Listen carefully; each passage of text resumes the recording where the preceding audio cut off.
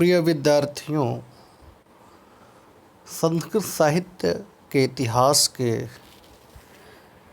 ग्रंथ परिचय की श्रृंखला में आज हम लोग रघुवंश महाकाव्यम के कुछ प्रमुख तथ्यों से अवगत होंगे। आप लोग रघुवंश महाकाव्यम के कुछ प्रमुख तथ्यों के बारे में जान लीजिए, जो कि आपकी परीक्षा के लिए और आपके ज्ञान के लिए भी उपयोगी है।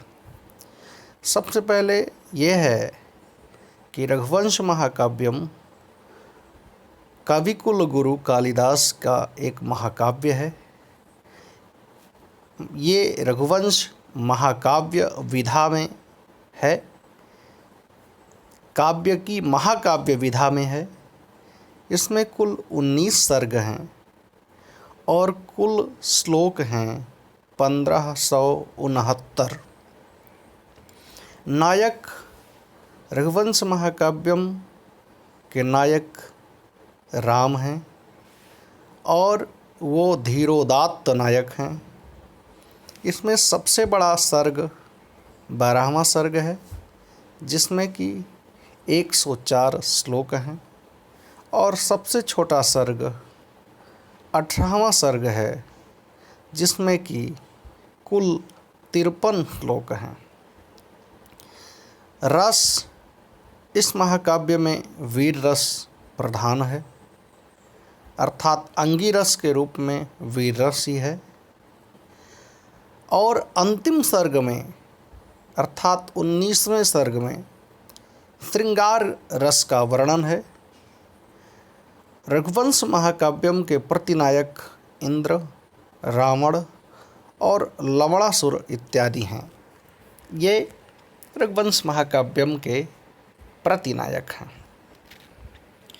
रघुवंश महाकाव्यम में कुल 31 राजाओं का वर्णन है। 31 रघुवंशी राजाओं का वर्णन है और रघु के पूर्व के और रघु के पश्चात के राजाओं का वर्णन है। और इसकी कथा का प्रारंभ महाराज दिलीप से होता है। आप लोगों में से जिसने इंटरमीडिएट में संस्कृत लिया होगा, संभवतः उसने दिलीपस्य गो सेवा नाम का पाठ पढ़ा हो। तो वही महाराज दिलीप हैं जो महाराज राम के पूर्वज थे। रघु, दिलीप आदि सभी 31 राजा सूर्यवंशी थे। सूर्यवंशियों को ही बाद में रघुवंशी कहा गया, क्योंकि सूर्यवंश में ही महाराज रघु जन्म लिए थे और रघु के नाम से रघुवंश का नाम पड़ गया। राम के एक पूर्वज इक्ष्वाकु भी थे, जिससे इनको इक्ष्वाकुवंशी भी कहते हैं। रघुवंश में कुल 22 छंदों का प्रयोग हुआ है। सर्वाधिक प्रयुक्त छंद उपजाति है तथा द्वितीय सर्वाधिक प्रयुक्त छंद अनुष्टुप है। अर्थात जो सबसे ज़्यादा प्रयुक्त है वो उपजाति छंद है और उसके बाद जो सर्वाधिक प्रयुक्त है वो अनुष्टुप छंद है। सर्वाधिक प्रयुक्त अलंकार उपमालंकार है और रीति वैदर्भी रीति है। रघुवंश महाकाव्यम की जो रीति है वो वैदर्भी है। रघुवंश की कथा का आधार वाल्मीकि रामायण है।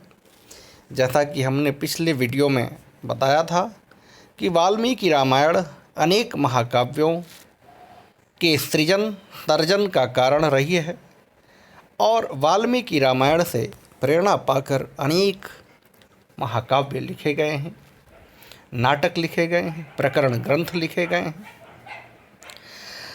रघुवंश के 31 राजाओं में प्रथम राजा मनु तथा अंतिम राजा अग्निवर्ण थे। ये भी ध्यान देने योग्य तथ्य है कि जिन 31 राजाओं का वर्णन रघुवंश महाकाव्यम में प्राप्त होता है, उसमें प्रथम राजा महाराज मनु थे तथा अंतिम राजा अग्निवर्ण थे। रघुवंश के प्रथम 2 सर्गों में दिलीप का वर्णन है, तृतीय, चतुर्थ तथा 5वें में अर्धभाग में रघु का वर्णन है तथा 5वें के अर्धभाग में तथा 6ठे, 7वें, 8वें सर्ग में आज का वर्णन है। 9वें सर्ग में दशरथ का वर्णन है। 10 से 15 अर्थात कुल 6 सर्गों में रामचरित का वर्णन है अर्थात महाराज राम का वर्णन है। 16वें सर्ग में कुश का वर्णन है। 17वें सर्ग में कुश के पुत्र अतिथि का वर्णन है तथा 18वें सर्ग में नल आदि 21 राजाओं का वर्णन है और सबसे अंत में 19वें सर्ग में अति विलासी भोगी राजा अग्निवर्ण का वर्णन प्राप्त होता है, जिसके कारण रघुवंश महाकाव्य में श्रृंगार रस का भी वर्णन मिलता है। रघुवंशी राजाओं में अग्निवर्ण बहुत ही विलासी राजा था, जिसके कारण रघुवंश का कहीं न कहीं पतन होता है। रघुवंश की कथा का प्रारंभ राजा दिलीप से होता है तथा समापन अग्निवर्ण से होता है। राजाओं का जो क्रम है वो दिलीप से शुरुआत होती है और दिलीप, रघु, अज, दशरथ, राम, ये राजा का क्रम है। अर्थात दिलीप के पुत्र रघु हुए, रघु के पुत्र अज हुए, अज के पुत्र दशरथ हुए और दशरथ के पुत्र महाराज राम हुए। इंद्र की पत्नी का नाम सची तथा पुत्र का नाम जयंत था, ऐसा उल्लेख रघुवंश महाकाव्य में किया गया है। इसके अतिरिक्त जो कुछ और तथ्य हैं, इंद्र के सारथी का नाम मातली था, इंद्र का अन्य नाम शतक्रतु था, इंद्र के हाथी का नाम ऐरावत था तथा शस्त्र का नाम वज्र था। रघुवंश महाकाव्यम का मंगलाचरण नमस्कारात्मक है।